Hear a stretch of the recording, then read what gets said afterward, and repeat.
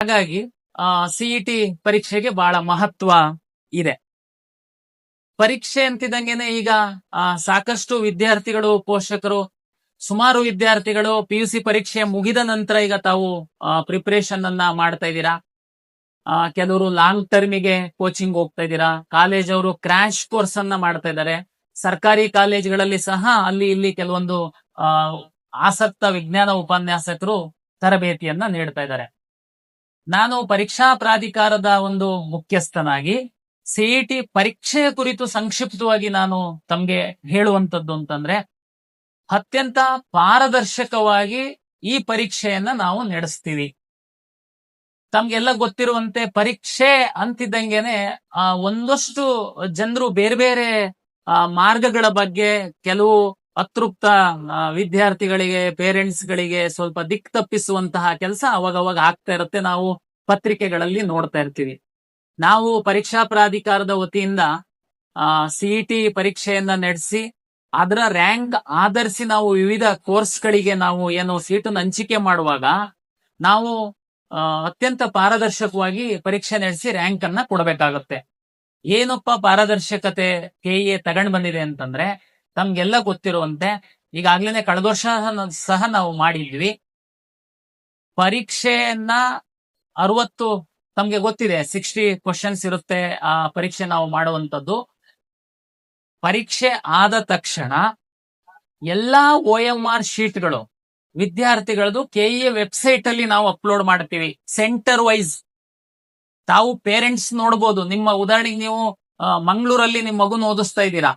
ನೀವು ಮಂಗಳೂರಲ್ಲಿ ಮಗು ಪರೀಕ್ಷೆ ಬರೆದಿದೆ. ಪರೀಕ್ಷಾ ಸೆಂಟರ್ ತಮ್ಗೆ ಗೊತ್ತಿದ್ರೆ ಸಾಕು. ಪರೀಕ್ಷೆ ಬೆಂಗಳೂರದ್ದೆಲ್ಲ ಪರೀಕ್ಷೆ ಆದ ದಿವಸನೇ ನಾವು ವೆಬ್ಸೈಟ್ ಅಲ್ಲಿ ಅಪ್ಲೋಡ್ ಮಾಡ್ತೀವಿ. ಬೇರೆ ಜಿಲ್ಲೆದು ಬೆಂಗಳೂರಿಗೆ ನೆಕ್ಸ್ಟ್ ಪರೀಕ್ಷೆ ಆದ ನೆಕ್ಸ್ಟ್ ಒಂದಿನದಲ್ಲಿ ಇಲ್ಲಿ ಮುಗ್ತಿದ್ದಂಗೆನೆ ನಾವು ಸ್ಕ್ಯಾನ್ ಮಾಡಿ ಸೆಂಟರ್ ವೈಸ್ ಅಪ್ಲೋಡ್ ಮಾಡ್ತೀವಿ. ಉದಾಹರಣೆಗೆ ಬಿಜಾಪುರದ್ದು ತಂದೆ ತಾಯಿ ಬಿಜಾಪುರದಲ್ಲಿ ಇರ್ತಾರೆ, ರೈತರು ಮಗುಗೆ ಬೇರೆ ಇನ್ನೆಲ್ಲೋ ಓದಿಸ್ತಾ ಇರ್ತಾರೆ. ಪರೀಕ್ಷೆ ಯಾವ ಸೆಂಟರ್ ಅಲ್ಲಿ ಬರ್ದಿದೆ ಮಗು ಅಂತ ಗೊತ್ತಾದ್ರೆ ಸಾಕು, ಕರ್ನಾಟಕ ಪರೀಕ್ಷಾ ಪ್ರಾಧಿಕಾರದ ವೆಬ್ಸೈಟ್ ಅಲ್ಲಿ ತಾವು ಓಪನ್ ಮಾಡಿದ್ರೆ ಸೆಂಟರ್ ಅಲ್ಲಿ 500 ಮಕ್ಕಳು ಬರ್ದಿದ್ದಾರೆ ಅಂದ್ರೆ 500 ಮಕ್ಕಳು OMR ಶೀಟ್ ಅನ್ನ ನಾವು PDF ಮಾಡಿ ಅಪ್ಲೋಡ್ ಮಾಡಿರ್ತೀವಿ. ನೆಕ್ಸ್ಟ್ ಡೇನೆ ತಮ್ಗೆಲ್ಲ ಗೊತ್ತಿದೆ ಕೀ ಆನ್ಸರ್ ಸಹ ನಾವು ಪಬ್ಲಿಷ್ ಮಾಡ್ತೀವಿ. ನೀವು ವ್ಯಾಲ್ಯೂಯೇಷನ್ ಮಾಡ್ಕೊಳ್ಬಹುದು. ಇದು ಪಾರದರ್ಶಕತೆ. ಇಲ್ಲಾಂದ್ರೆ ಹುಡುಗರಿಗೆ ಮಧ್ಯವರ್ತಿಗಳೇನೋ ಬಂದು ನೀವೇನ್ ಚಿಂತೆ ಮಾಡಬೇಡಿ, ನಾವು KEA ನಲ್ಲಿ ನಮ್ಗೆ ಅವ್ರ ಪರಿಚಯ ಇದಾರೆ, ಇವ್ರ ಪರಿಚಯ ಇದಾರೆ, ನಾವೆಲ್ಲ ಮ್ಯಾನೇಜ್ ಮಾಡ್ತೀವಿ, ನಿಮಗೆ ಒಳ್ಳೆ ರ್ಯಾಂಕ್ ಕೊಡಿಸ್ತೀವಿ, ಯಾವುದಕ್ಕೆ ಅವಕಾಶ ಇಲ್ಲ. ನಾವು OMR ಶೀಟ್ ಅಪ್ಲೋಡ್ ಮಾಡಿರ್ತೀವಿ, ನೆಕ್ಸ್ಟ್ ಡೇ ಕೀ ಆನ್ಸರ್ ಬಿಡ್ತೀವಿ. PUCದು ರಿಸಲ್ಟ್ ಅನ್ನು ತಗೊಂಡು ನಾವು ಅದು 50% ಮತ್ತೆ ಇದು 50% ತಗೊಂಡು ನಾವು ರ್ಯಾಂಕ್ ಅನೌನ್ಸ್ ಮಾಡಿದ ಮೇಲೆ ನಿಮಗೇನಾದ್ರೂ ಅನುಮಾನ ಇತ್ತು ಅಂತಂದ್ರೆ ದಯಮಾಡಿ ತಾವು ನೋಡ್ಬೋದು ಆ ಮಗುದು OMR ಶೀಟ್. ಯಾಕೆಂದ್ರೆ ರ್ಯಾಂಕ್ ಸಹ ನಾವು ಹಾಕಿರ್ತೀವಿ, ಎಲ್ಲಾ ಮಕ್ಕಳದು ರ್ಯಾಂಕ್ ಹಾಕ್ತಿವಿ. ನಿಮಗೆ ಅನುಮಾನ ಇದ್ರೆ ಆ ಮಗುದು OMR ಶೀಟ್ ತೆಗೆದು ತಾವು ನೋಡ್ಬೋದು. ಅಷ್ಟು ಪಾರದರ್ಶಕತೆಯನ್ನ ನಾವು ಕರ್ನಾಟಕ ಪರೀಕ್ಷಾ ಪ್ರಾಧಿಕಾರದ ವತಿಯಿಂದ ತೆಗೆದುಕೊಂಡು ಬಂದಿದೀವಿ. ಪರೀಕ್ಷೆ ಸಂದರ್ಭದಲ್ಲಿ ಇಲ್ಲ ಸರ್, ಪರೀಕ್ಷಾ ಕೇಂದ್ರದಲ್ಲಿ ಯಾರೋ ಒಬ್ಬ ಬುದ್ಧಿವಂತ ವಿದ್ಯಾರ್ಥಿನ ಕಳಿಸಿ ಪರೀಕ್ಷೆ ಬರೆಸ್ತಾರೆ, ಸಾಧ್ಯ ಇಲ್ಲ. ತಾವು ಆಧಾರ್ ಬೇಸ್ಡ್ ಅಪ್ಲಿಕೇಶನ್ ಮಾಡಿದ್ವಿ ನಾವು. ತಾವು ಆಧಾರದ್ದೊಂದು ಫೋಟೋ ಇದೆ, ಜೊತೆಗೆ ತಾವು ಅಪ್ಲಿಕೇಶನ್ ಹಾಕುವಂತಹ ಸಂದರ್ಭದಲ್ಲಿ ನಿಮಗೆ ಒಂದು ಪಾಸ್ಪೋರ್ಟ್ ಸೈಜ್ದು ಕ್ಲಿಯರ್ ಇರುವಂತದ್ದು ಒಂದು ಫೋಟೋ ಅಪ್ಲೋಡ್ ಮಾಡೋದಕ್ಕೆ ನಾವು ಹೇಳಿದೀವಿ. ತಾವೆಲ್ಲ ಅಪ್ಲೋಡ್ ಮಾಡಿದೀರಾ. ನೀವು 23ನೇ ತಾರೀಕು ಪರೀಕ್ಷಾ ಕೇಂದ್ರಕ್ಕೆ ಬರ್ತಿದ್ದಂಗೆನೆ ನಿಮಗೆ ಮೊಬೈಲ್ ಆಪ್ ಅಲ್ಲಿ ನಿಮ್ಮ ಫೋಟೋವನ್ನ ಕ್ಯಾಪ್ಚರ್ ಮಾಡ್ತೀವಿ. ನೀವು ಆಧಾರ್ ಅಲ್ಲಿ ಹಾಕಿರುವಂತಹ ಫೋಟೋ, ನೀವು ಅಪ್ಲಿಕೇಶನ್ ಅಲ್ಲಿ ಅಪ್ಲೋಡ್ ಮಾಡಿರುವಂತಹ ಫೋಟೋ, ನೀವು ಪರೀಕ್ಷಾ ಕೇಂದ್ರಕ್ಕೆ ಬಂದಿರುವಂತವ್ರು ನೀವೇನಾ, ಖಾತ್ರಿ ಆದ್ಮೇಲೆ ನಾವು ಪರೀಕ್ಷಾ ಕೇಂದ್ರದೊಳಗಡೆ ನಿಮ್ಮನ್ನ ಪ್ರವೇಶ ಬಿಡುವಂತದ್ದು. ಏನಾದ್ರೂ ಉದ್ದೇಶಪೂರ್ವಕವಾಗಿ ಏನಾದ್ರು ಮಾಡ್ಲಿಕ್ಕೆ ಹೋದ್ರೆ ಅವರು ಪರೀಕ್ಷಾ ಕೇಂದ್ರದ ಒಳಗಡೆ ಹೋಗಲ್ಲ, ಅವರು ಪೊಲೀಸ್ ಸ್ಟೇಷನ್ಗೆ ಹೋಗ್ತಾರೆ. ಇದಕ್ಕ ಎಲ್ಲ ವ್ಯವಸ್ಥೆಯನ್ನ ನಾವು ಮಾಡಿರ್ತೀವಿ. ಹಾಗಾಗಿ ನಾವು ಎಲ್ಲಿ ಸಹ ಲೋಪ ಆಗದಿಲ್ದಿರೋ ತರ ಪಾರದರ್ಶಕವಾಗಿ ಪರೀಕ್ಷೆ ನಡೆಸಲಿಕ್ಕೆ ಬೇಕಾದಂತಹ ವ್ಯವಸ್ಥೆಯನ್ನ ನಾವು ಮಾಡಿಕೊಂಡಿದೀವಿ. ತಮ್ಗೆಲ್ಲ ಗೊತ್ತಿದೆ 3,50,000 ವಿದ್ಯಾರ್ಥಿಗಳು ಪರೀಕ್ಷೆಯನ್ನ ಬರಿತಾ ಇದ್ದಾರೆ. ಹಿಂದೆಲ್ಲ ಏನಿರ್ತಿತ್ತು ಅಂತಂದ್ರೆ, ಈ ಪರೀಕ್ಷಾ ಕೇಂದ್ರದೊಳಗಡೆ ಹೋಗುವಾಗ ಫ್ರಿಸ್ಕಿಂಗ್ ಮಾಡುವಂತದಕ್ಕೆ ಟೀಚರ್ಸ್ಗೆ ನೇಮಕ ಮಾಡ್ತಾ ಇದ್ರು. ಟೀಚರ್ಸ್ಗೆ ಯಾವುದೇ ರೀತಿ ಫ್ರಿಸ್ಕಿಂಗ್ ಮಾಡುವಂತದಕ್ಕೆ ಟ್ರೈನಿಂಗು ಮತ್ತೊಂದು ಆಗಿರಲ್ಲ. ನಾವು ಕಳೆದ ವರ್ಷದಿಂದ ಹೋಮ್ ಗಾರ್ಡ್ಸ್ ಸೇವೆ ತಗೊಳ್ತಾ ಇದೀವಿ. 100 ವಿದ್ಯಾರ್ಥಿಗಳಿಗೆ ಒಬ್ರು ಹೋಮ್ ಗಾರ್ಡ್ಸ್, 1 ಸೆಂಟರಿಗೆ ಒಬ್ರು ಇನ್ಸ್ಪೆಕ್ಟರ್. ಹಾಗಾಗಿ ವ್ಯವಸ್ಥಿತವಾಗಿ ನಾವು ಫ್ರಿಸ್ಕಿಂಗ್ ಮಾಡಿ ಒಳಗಡೆ ಬಿಡ್ತೀವಿ. ಅಂದ್ರೆ ಯಾವುದೇ ಮಾಲ್ ಪ್ರಾಕ್ಟೀಸ್ ಆಗ್ಲಿಕ್ಕೆ ಪರೀಕ್ಷೆ ಒಳಗಡೆ ಅವಕಾಶ ಇಲ್ದಿರೋ ತರ ನಾವು ಪರೀಕ್ಷೆಯನ್ನ ನಡೆಸ್ತೀವಿ. ವಿದ್ಯಾರ್ಥಿಗಳು ಮತ್ತು ಪೋಷಕರಿಗೆ ನನ್ನ ವಿನಂತಿ, ನೀವು ಬೇರೆ ಯಾವುದೇ ಮಾರ್ಗವನ್ನ ನೋಡಬೇಡಿ. ದಯಮಾಡಿ ಹಾರ್ಡ್ ವರ್ಕ್ ಮಾಡಿ. ನಿಮ್ ಮಕ್ಕಳಿಗೆ ಇನ್ನೂ ಸಮಯ ಇದೆ.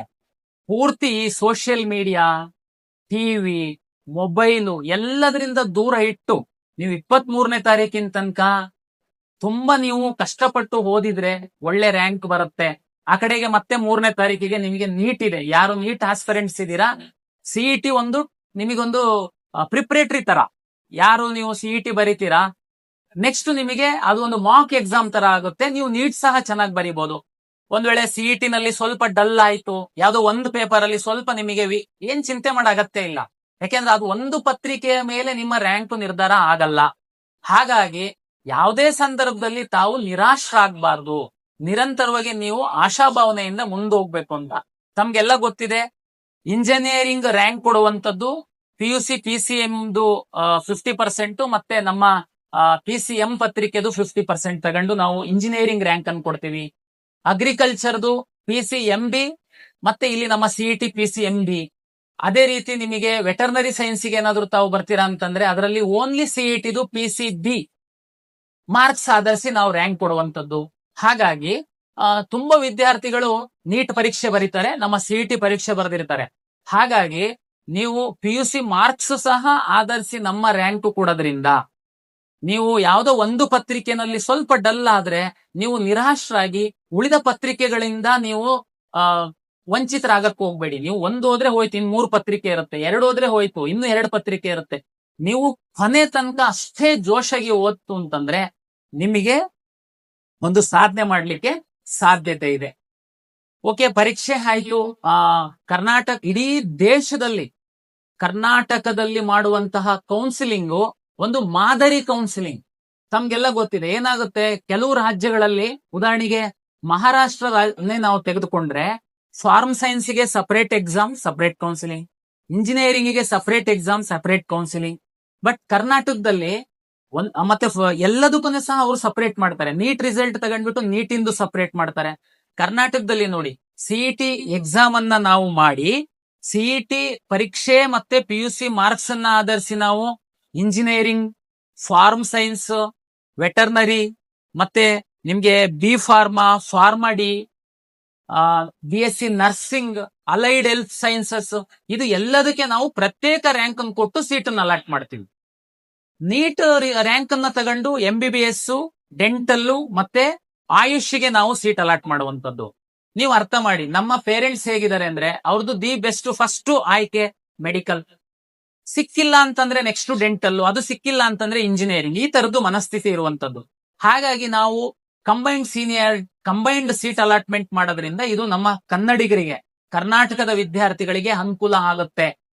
ಕೆಲವರು ಹೇಳ್ತಾರೆ, ಇಲ್ಲ ಸರ್ ನಾನು ಬರೀ ಮೆಡಿಕಲ್ಗೆ ಹೋಗುವಂತದ್ದು, ನೀವು ಇಂಜಿನಿಯರ್ ಸೀಟ್ ಮ್ಯಾಟ್ರಿಕ್ಸ್ ಬಂದಿಲ್ಲ, ಡಿಲೇ ಆಗ್ತಾ ಇದೆ, ನಮಗೆಲ್ಲ ಸುಮ್ನೆ ಕಾಯಿಸ್ತಿರಲ್ಲ ಸರ್. ಕೆಲವರು, ಇಲ್ಲ ಸರ್ ನಾನು ಬರೀ ಇಂಜಿನಿಯರಿಂಗ್ ಹೋಗುವಂತದ್ದು, ನಾನು ಮೆಡಿಕಲ್ ನೀಟ್ ಎಕ್ಸಾಮೇ ಬರ್ದಿಲ್ಲ, MCC ಅವರು ಮೆಡಿಕಲ್ದು ಡೇಟ್ ಕೊಡುವಂತದ್ದು, ಅವರಿಗೋಸ್ಕರ ನಮ್ಗೆಲ್ಲ ಕಾಯಿಸ್ತಿರಲ್ಲ ಸರ್. ಏನ್ ಚಿಂತೆ ಮಾಡಬೇಡಿ. ನೀವು 1 ತಿಂಗಳು ಅಥವಾ 1.5 ತಿಂಗಳು ಈ ಎಂಟೈರ್ ಪ್ರೋಸೆಸ್ಗೋಸ್ಕರ ನೀವು ಕಾದ್ರೆ, ಇಲ್ಲ ನೀವು ಬೇಗ ಇಂಜಿನಿಯರಿಂಗ್ ಸೀಟ್ ಅಲ್ಲಿ ಅಡ್ಮಿಷನ್ ಮಾಡ್ಕೊಂಡು ಹೋಗ್ಬಿಟ್ರೆ ನಿಮಗೇನು ಅವ್ರು ಪಾಠ ಮಾಡಲ್ಲ. ಎಲ್ಲ ನಿಮ್ದು ಟೈಮ್ ಟೇಬಲ್ ಕೊಡುವಂತದ್ದು ಮೆಡಿಕಲ್ಗೆ NMC ಅವರೇನೆ ಕೊಡ್ತಾರೆ, ನಾವು AICT ಅವರು ಇಂಜಿನಿಯರಿಂಗಿಗೆ ಕೊಡ್ತಾರೆ. ಹಾಗಾಗಿ ನಾವು ಎಲ್ಲರ ಹಿತದೃಷ್ಟಿಯನ್ನ ನೋಡ್ಬೇಕಾಗತ್ತೆ. ಹಾಗಾಗಿ ಕರ್ನಾಟಕದ್ದು ಕಂಬೈನ್ಡ್ ಕೌನ್ಸಿಲಿಂಗ್ ಏನಿದೆ ದಿ ಬೆಸ್ಟ್ ಇದೆ. ದಯಮಾಡಿ ಎಲ್ಲರೂ ಈ ನಿಟ್ಟಲ್ಲಿ ಹೋಗ್ಬೇಕಂತ.